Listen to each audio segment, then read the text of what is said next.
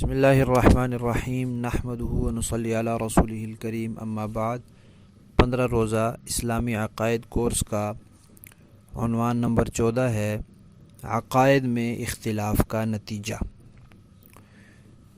قرآن پاک میں اللہ تعالیٰ نے فرمایا ہے وَاعْتَصِمُوا بِحَبْلِ اللَّهِ جَمِيعًا وَلَا تَفَرَّقُوا، اللہ کی رسی کو مضبوطی سے پکڑ لو اور آپس میں تفرقے بازی نہ کرو۔ اللہ کی رسی سے مراد اہل سنت والجماعت کے عقیدے ہیں، اس لیے کہ سب سے پہلے قرآن پر عمل کرنے والے صحابہ کرام ہیں، اور صحابہ کرام نے عقائد کا آپس میں کوئی اختلاف نہیں کیا۔ فقہی اختلاف صحابہ کے درمیان رہے ہیں۔ اگر اللہ کی رسی سے مراد فقہی مسائل ہوتے تو پھر صحابہ کا اس میں آپس میں اختلاف نہ ہوتا۔ جب فقہی مسائل میں صحابہ کا اختلاف ہے تو اسے پتہ چلا کہ وہ مسائل اللہ کی رسی نہیں ہیں، عقائد اللہ کی رسی ہیں، اور جب انسان عقیدے میں اختلاف کرتا ہے تو پھر وہ اللہ کی رسی سے محروم ہو جاتا ہے۔ اسی طرح صحابہ کے بعد آنے والے جو ائمہ دین ہیں، خصوصاً 4 بڑے ائمہ، ان کا آپس میں فقہی اختلاف رہا ہے اور بہت زیادہ رہا ہے، لیکن عقیدے کا انہوں نے بھی کوئی اختلاف آپس میں نہیں رکھا۔ تو اس سے پتہ چلا کہ اللہ کی رسی سے مراد اہل سنت والجماعت کے عقیدے ہیں، فقہی مسائل نہیں ہیں۔ فقہی مسائل اگر اللہ کی رسی ہوتے تو نہ صحابہ اس میں آپس میں اختلاف کرتے اور نہ ائمہ اربعہ اس میں اختلاف کرتے۔ تو عقائد کے اختلاف کا پہلا نتیجہ انسان اللہ کی رسی سے محروم ہو جاتا ہے۔ جو انسان اہل سنت والجماعت کے عقیدوں سے اختلاف رکھتا ہے وہ اللہ کی رسی سے علیحدہ ہو جاتا ہے۔ قرآن پاک نے فرقہ واریت سے منع کیا ہے، ولا تفرقوا، تفرقے بازی نہ کرو۔ تو جب کوئی عقیدے میں الگ راستہ نکالتا ہے تو اس سے فرقہ واریت پیدا ہوتی ہے، تفرقے بازی پیدا ہوتی ہے۔ فقہی مسائل میں اختلاف سے تفرقے بازی نہیں ہوتی۔ صحابہ کرام کا آپس میں فقہی اختلاف تھا، فقہی مسائل میں اختلاف تھا۔ کوئی مثال نہیں دکھائی جا سکتی کہ فقہی اختلاف کی وجہ سے تفرقے بازی ہو گئی ہو، فرقے الگ الگ بن گئے ہوں، ایسا نہیں ہے۔ پھر ائمہ اربعہ کا آپس میں فقہی اختلاف ہے بہت زیادہ، لیکن چاروں ائمہ ایک ہی فرقہ ہے، چاروں ائمہ اہل سنت والجماعت ہے۔ امام ابو حنیفہ بھی، امام مالک بھی، امام شافعی بھی، امام احمد بن حنبل بھی، اور ایک دوسرے کا اور ان کے مقلدین میں ایک دوسرے کا بہت زیادہ احترام ہے۔ حتیٰ کہ ایک دفعہ ہمارے ساتھی نے حضرت امام شافعی کا نام لکھا اور حضرت نہیں لکھا یا رحمۃ اللہ علیہ نے لکھا، تو استاد محترم نے کہا 50 دفعہ استغفر اللہ لکھ کر دکھاؤ کہ تم نے ایسی اکرام کے ساتھ ان کا نام کیوں نہیں لکھا، ادب و احترام کے ساتھ ان کا نام کیوں نہیں لکھا۔ تو چاروں ائمہ عقائد کے لحاظ سے ایک ہی فرقہ ہیں۔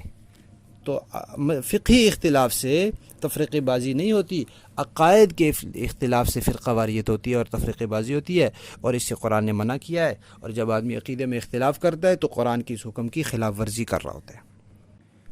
عقیدہ جو ہے یہ امت کی وحدت کی علامت ہے، امت کو ایک کرتا ہے، اتحاد پیدا کرتا ہے، اور عقیدے میں اختلاف جو ہے وہ پھر انتشار اور افتراق پیدا کرتا ہے، اور پھر فتنہ انگیزی ہوتی ہے اور فتنہ پھیلتا ہے، اور امت کی وحدت جو ہے وہ ٹوٹ جاتی ہے۔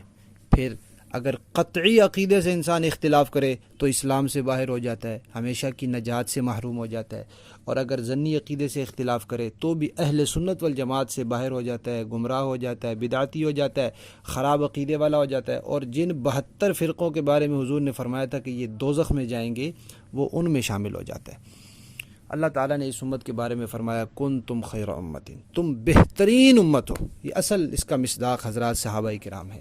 تو جو آدمی صحابہ کرام والے عقیدے اپناتا ہے وہ بہترین امت میں شامل ہوتا ہے، جو اس عقیدے سے اختلاف کرتا ہے وہ بہترین امت سے نکل جاتا ہے۔ تو جب عقیدے کا کوئی اختلاف کرتا ہے تو اس کو بہترین امت سے بھی محرومی ہو جاتی ہے، اللہ کی رسی سے بھی محرومی ہو جاتی ہے، فرقہ واریت کا سبب بھی بنتا ہے۔ اور آخری بات یہ ہے کہ عقیدے کا جو اختلاف ہے یہ منزل کا اختلاف ہے۔ ہمارے جو 4 بڑے ائمہ ہیں یا صحابہ کرام کے جو آپس کے فقہی اختلاف ہیں یہ راستے کے اختلاف ہیں، منزل سب کی ایک ہے، لیکن جو کوئی عقیدے میں اختلاف کرتا ہے اس کی منزل ہی علیحدہ ہو جاتی ہے۔ صحابہ سے الگ ہو گئی اس کی منزل، ائمہ اربعہ سے الگ ہو گئی، خود حضور نبی کریم صلی اللہ علیہ وسلم کی جو منزل ہے وہی صحابہ کرام کی ہے، وہی ائمہ اربعہ کی ہے، وہی سارے اہل سنت والجماعت کی ہے۔